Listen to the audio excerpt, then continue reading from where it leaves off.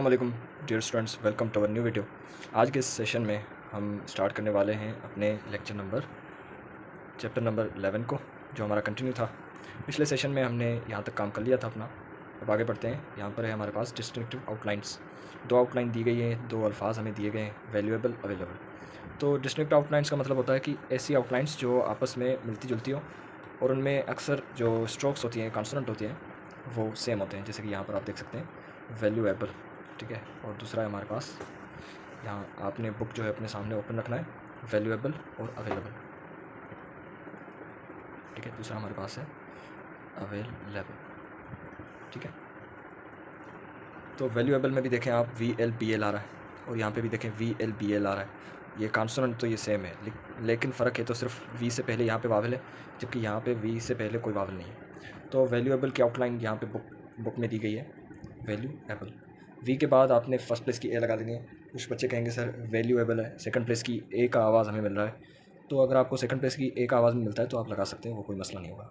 Book वाले ने valuable कर लिया है, आपने वैल्यूएबल इस तरह भी लिख सकते हैं, कोई मसला नहीं होगा, ठीक है। हुक देखें इसके साथ किस तरह लगाया है इसने।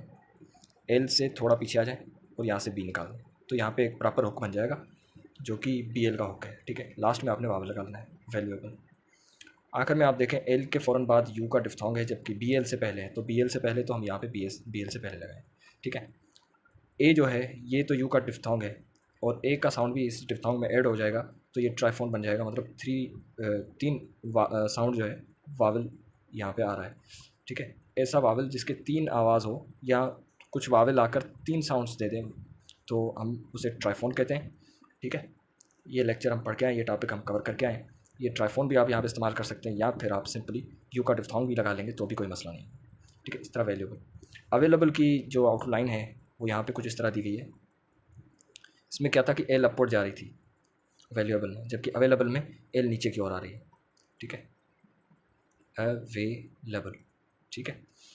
जबकि अवेलेबल की जो आसान सी आउटलाइन है वो हमने बनाई हुई है पहले से ही। आपने क्या कर देना है, वी को अबव द लाइन लिख लेना है, तो ये आपके पास अल्फाज बन जाएगा अवेलेबल। बजाय इसके कि ये मुश्किल आउटलाइन आप यूज़ करें, इससे अच्छा है कि ये आउटलाइन इस्तेमाल करें। अवेलेबल एक ऐसा अल्फाज है, जैसे कि हमने पढ़ा था बिटवीन अल्फाज। मैं आपको बताते रहता हूँ ऐसे अल्फाज जो बुक वाले ने जो दिए हैं उनकी आउटलाइन थोड़ी सी मुश्किल है और आगे इनका यूज़ जो है वो बहुत ज़्यादा है, तो ऐसे अल्फाजों को हमने आसान सी आउटलाइन दे दी है। तो जैसे जैसे ये अल्फाज जो आते जाएंगे जिनकी आउटलाइन हमने आसान बनाई हुई है, तो उनकी मैं आपको बताते जाऊँगा, तो आपने इसका टेंशन बिल्कुल भी नहीं करना, ठीक है। अवेलेबल आप इस तरह भी लिख सकते हैं, कोई मसला नहीं होगा, लेकिन ये अल्फाज अमूमन ज़्यादा इस्तेमाल होता है, तो उस वजह से हमने इसकी जो है आसान से आउटलाइन बना दी। ये वी अबव द लाइन है तो अवेलेबल है, ठीक है। हमें बताया वी ऑन द लाइन होगा तो अल्फाज हैव बन जाएगा। सही हो गया जी।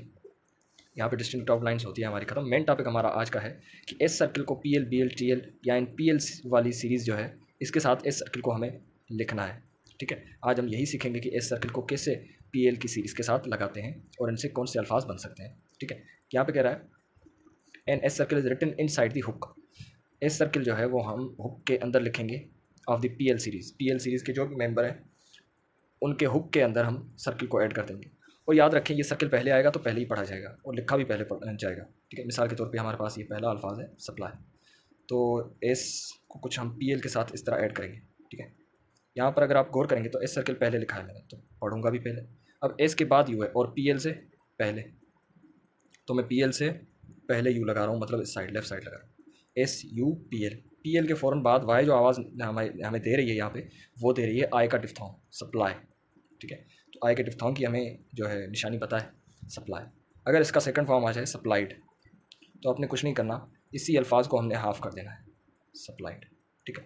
तो PL हाफ है तो DA ऑटोमेटिकली ऐड हो जाएगा, SUPLI सप्लाई, PL हाफ है तो D ऐड हो सप्लाइड। इस तरह हमारे पास नेक्स्ट अल्फाज है स्प्लिट, ठीक है। S और PL के दरमियान अगर वावल आ जाए तो कोई मसला नहीं है, तो आप इस तरह लिख सकते हैं, हुक के अंदर सर्किल लगा सकते हैं। लेकिन S और PL सीरीज़ के किसी भी मेंबर के बीच में अगर कॉन्सोनेंट आ गया, मैं फिर से दोहरा रहा हूँ कि अगर कॉन्सोनेंट यहाँ पे आ गया तो मसला हो जाएगा भाई, फिर हम नहीं लिख सकते एस सर्किल PL के अंदर, क्योंकि तीसरा कॉन्सोनेंट के बीच में आ गया, तो यहाँ से किस तरह मैं बीच में इसको एडजस्ट करूँगा, ठीक है। तो इनके बीच में वावल आ जाए, डिफ्थोंग आ जाए, ट्राइफोन आ जाए तो कोई मसला नहीं होगा। लेकिन अगर कॉन्सोनेंट आ गया एस सर्किल और PL सीरीज़ के किसी भी मेंबर के बीच में तो फिर मसला हो जाएगा, ठीक है। स्प्लिट, तो इसको हम लिख सकते हैं SPL के साथ मैं हाफ़ कर दूँ, ठीक है। जिस तरह, थोड़ी सी रॉन्ग हो गई, जिस तरह लिख सकते हैं हम S P L, P L के बाद आई है, S P L I, P L half है तो टी एड होगी, ठीक है, अल्फाज बन जाएगा स्प्लिट। पेंसिल से आप इसको और भी अच्छी तरह से लिख सकते हैं, ठीक है। इस तरह आपने इनकी प्रैक्टिस करनी है, ठीक है जी, ठीक है। ये स्प्लिट अल्फाज हमारे पास बन गया। नेक्स्ट हमारे पास देखते हैं सेटल।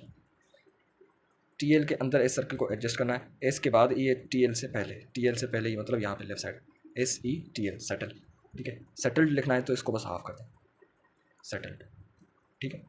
इस तरह पॉसिबल, तो पी फर्स्ट प्लेस का ओ लग जाएगा, पॉ हो गया, बाकी बचा एस पी एल, तो ये एस ये पी एल, तो ये हमारे पास अल्फाज बन गया पॉसिबल, ठीक है। एस के बाद ई है और बी एल से पहले, ठीक है।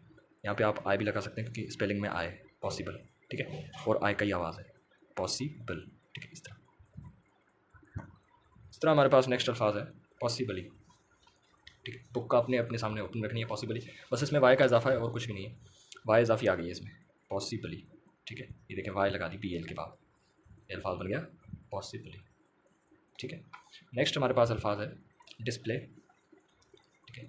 ये हो गया डिस, यहाँ से पी एल को निकालें, ठीक है, D I S P L के बाद है ए, डिस्प्ले। इस तरह अल्फाज हमारे पास आ जाए डिस्प्लेस, तो ये हो गया डिस्प्लेस, ठीक है।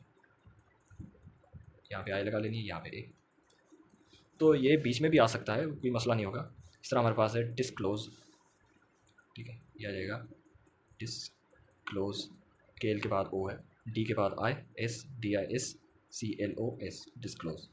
इस तरह हमारे पास है फिज़िकल, फिज़िकल, इसके बाद ई है के एल से पहले, तो एफ आई एस फिज़िकल, ठीक है। कल के यहाँ पे देखें फिज़िकल में के एल के बीच में ए है और इस ए का कोई ख़ास आवाज़ है ही नहीं, तो आप इसको ओमिट कर सकते हैं, कोई मसला नहीं होगा। इस तरह हमारे पास आखिरी अल्फाज है एक्सक्लूसिव, तो यहाँ तक तो अल्फाज एक्स था, ठीक है। यहाँ से के एल निकालें, एक्सक्लू, एस लगा लें, एक्सक्लूज, यहाँ पे वी लगा लें, ई के एस एक्स, के एल के बाद यू है, क्लू, एस के बाद आई वी से पहले, जिव, एक्स क्लू जिव, ठीक है, एक्सक्लूसिव, ये हमारे पास अल्फाज बन गया एक्सक्लूसिव, ठीक है।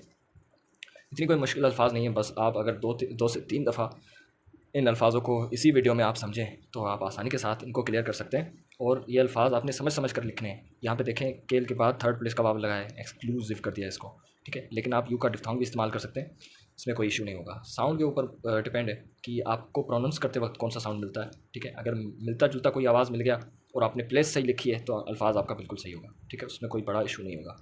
नेक्स्ट हमारे पास है शॉर्ट फॉर्म्स, इनको भी जल्दी जल्दी से हम डिस्कस कर लेते हैं। पहला हमारे पास शॉर्ट फॉर्म है पीपल, तो पी एल को थ्रू द लाइन लिखें, आपके पास अल्फाज बन जाएगा पीपल, ठीक है। इस तरह नेक्स्ट हमारे पास है बिलीव, बिलीफ और बिलीव्ड, तो बिलीफ और बिलीव तो आपने इस तरह ही लिखने हैं, ठीक है, बिलीफ और बिलीव। जबकि बिलीव्ड के लिए यानी कि इसके सेकंड फॉर्म के लिए, ठीक है, या थर्ड फॉर्म के लिए आपने क्या कर देना है, डैश को काट देना है थर्ड प्लेस पे, ठीक है। ये कोई स्पेसिफिक रूल नहीं है किसी भी किताब में, लेकिन जो हमें कन्फ्यूजन से बचने के लिए ये हमने समझें कि एक खुद का रूल बनाया हुआ है कि अगर डैश किसी से काट देते हैं छोटी सी, तो ये सेकंड फॉर्म या थर्ड फॉर्म को ज़ाहिर करता है, रिप्रेजेंट करता है। नेक्स्ट हमारे पास है टेल, ठीक है, दूसरा अल्फाज है टिल, तो इसमें देखें आए है तो इसके लिए क्या करना है, टी एल को थ्रू द लाइन करना, और इसमें देखें ई है तो इसके लिए क्या कर देना है, टी एल को ऑन द लाइन करना। बस आपने ई और आई का जो जहन में रखना है, ई हमें पता है सेकंड प्लेस का वावल है तो इससे इसके लिए ऑन द लाइन का रूल होगा, जबकि आई जो है वो थर्ड प्लेस का है तो इसके लिए थ्रू द लाइन वाला जो है रूल अप्लाई होगा। तो टिल यानी कि T L through the line, vowel वगैरह कुछ नहीं लगाना, ठीक है, टेल यानी कि T L on the line. इस तरह नेक्स्ट हमारे पास है डिलीवर, तो डी एल को ऑन द लाइन लिखें डिलीवर, ठीक है। इस तरह हमारे पास डिलीवर्ड, इसका सेकंड फॉर्म आ गया डैश काट दें। इस तरह डिलीवरी के लिए हमने डी एल लिखना है और आर को अपवर्ड ले जाना है और वाई देते, ठीक है। वाई ऑप्शनल है, अगर आप आर अपवर्ड लिखते हैं तो अंडरस्टूड बात है कि आर के बाद वावल है, क्योंकि आर अपवर्ड खाली लिखना है यानी कि आर के बाद वावल है, ठीक है। तो डिलीवरी का कुछ इस तरह शॉर्ट फॉर्म है। बुक वाले ने क्या करा है कि इन तीनों की आउटलाइन एक ही दी गई है, ठीक है। बुक में आप देखेंगे कि डिलीवरी, डिलीवर्ड और डिलीवर, इन तीनों की आउटलाइन एक ही है, D L on the line, जबकि हमने इनको अलग अलग करके लिखना है ताकि कन्फ्यूजन ना हो, ठीक है। डिलीवरी, यहाँ पे मैं वी को मिस कर गया, ठीक है। इस तरह के एल अबव द लाइन होगा तो काल होगा, इसी काल को अगर आप हाफ कर दें तो ये अल्फाज बन जाएगा कार्ड। ठीक है, इक्वल के ऑन द लाइन होगा तो इक्वल हो जाएगा। ठीक है, इसको हाफ कर देंगे तो इक्वल्ड, हाँ इक्वल्ड, और दूसरा अल्फाज आप इससे बना सकते हैं कोल्ड। ठीक है, ये दोनों अल्फाज एक ही आउटलाइन के सेंटेंस के हिसाब से आपको पता चल जाएगा कि कोल्ड लिखा है या इक्वल्ड लिखा है। इस तरह नेक्स्ट हमारे पास बिल्ड, बी एल को हाफ कर दे तो बिल्ड हो जाएगा। ठीक है, बिल्ट लिखने के लिए ये तो बिल्ड है। ठीक है, अगर बिल्ट लिखना चाहते हैं तो बी एल के साथ टी को लगा लें। ठीक है, लेकिन अगर बिल्ड लिखना चाहते हैं तो बी एल हाफ कर दें ऑन द लाइन। ठीक है, अगर बिल्डिंग लिखना चाहते हैं तो इसके साथ यहाँ पे नीचे डॉट लगा लें, बिल्ड, और ये डॉट आगे चल के हम सीखेंगे इंग को शो करता है आई एन जी को। ठीक है, ये अल्फाज आपके पास बन जाएगा बिल्डिंग। ठीक है, इस बिल्ड वाले शॉर्ट फॉर्म से एक और शॉर्ट फॉर्म भी बनता है। ठीक है, बी एल हाफ करके ऑन द लाइन रखेंगे तो ये बिल्ड भी होगा और दूसरा हमें फ्रेज देगा एबल टू। ठीक है, B L half on the line है तो एबल टू भी होगा और बिल्ड भी होगा। ठीक है, दोनों आप इससे जो है अल्फाज बना सकते हैं। ठीक है, नेक्स्ट हमारे पास है फ्रेजेस। फ्रेजेस में हमारे पास ये आ गया एबल टू। ठीक है, और कुछ और फ्रेजेस है हमारे पास, T L above the line. ठीक है, T L on the line था तो टेल था, T L through the line गया तो टिल होगा, और T L above the line चला गया तो अल्फाज हमारे पास आ जाएगा एट ऑल। ठीक है, इस तरह B L above the line तो ये आएगा बाय ऑल। ठीक है, इस तरह हमारे पास है आई बिलीव, ये आई, ये B L through the line I believe. ठीक है, अगर आ जाए आई बिलीव्ड तो बस कुछ नहीं करना, ये डैश काट देनी है। ठीक है, होपफुली आपको ये शॉर्ट फॉर्म समझ में आ गए होंगे। ठीक है, आप बुक से देख के ये शॉर्ट फॉर्म कर सकते हैं खुद से, लेकिन यहाँ पर समझने वाली बात यह है कि ये जो है शॉर्ट फॉर्म एक आउटलाइन के 3-3 4-4 अल्फाज दे देता है ये बुक वाला, तो हमें कन्फ्यूजन होती है कि लिख तो लेते हैं हम, लेकिन हमें इंग्लिश करने में, उसकी लॉन्ग हैंड करने में हमें परेशानी होती है कि बिलीव लिखा है या बिलीव्ड लिखा है। तो ये मैंने आपको इन आउटलाइंस में जो है डिफरेंस बता दिया है, इनको अलग अलग करवा दिया है ताकि आपको लॉन्ग हैंड करते वक्त कन्फ्यूजन ना हो। ठीक होगी। ठीक है, तो आज के लिए इतना ही। ठीक है, आपने इन अल्फाजों की भरपूर प्रैक्टिस करनी है, मश्की प्रैक्टिस करें ज़्यादा से ज़्यादा, और उसके बाद आपने उतरना है एक्सरसाइज 61 पे। ठीक है, आहिस्ता आहिस्ता एक्सरसाइज को भी कर लें। नेक्स्ट हमारे पास एक्सरसाइज 62 भी आपके पास आ जाएगी, इस तरह 63 भी आ जाएगी। ठीक है, और 64 भी आ जाएगी आपके पास। मतलब 4 एक्सरसाइज हैं, अपने अल्फाजों की प्रैक्टिस करने के बाद इन एक्सरसाइजों पे उतरना है। और एक एक्सरसाइज को मैं आपको रिकमेंड करूँगा कि कम से कम 3 से 4 दफ़ा एक एक्सरसाइज को तो लाजमी करें। ठीक है, इंग्लिश देख के आपने शॉर्ट हैंड करनी है। ठीक है, शॉर्ट हैंड देख के इंग्लिश कर सकते हैं, लेकिन वो कम करें, एक एक्सरसाइज भी कर सकते हैं। ठीक है, ज़्यादा जो फोकस होगा हमारा वो इंग्लिश देख के शॉर्ट हैंड पे ही होगा। ठीक है, नेक्स्ट हमारा टॉपिक होगा पी आर सीरीज़, आर का हुक सीखेंगे। तो आज के लिए इतना ही, मिलता हूँ मैं आपको न्यू वीडियो में। तब तक के लिए मुझे इजाज़त दें, और वीडियो पसंद आने की सूरत में वीडियो को शेयर करें, ज़्यादा से ज़्यादा इसको शेयर करें ताकि और भी सीख सकें इसको और इससे फ़ायदा ले सकें। ठीक होगी, और चैनल पे नए हैं तो चैनल को सब्सक्राइब कर लें। अल्लाह हाफ़िज़।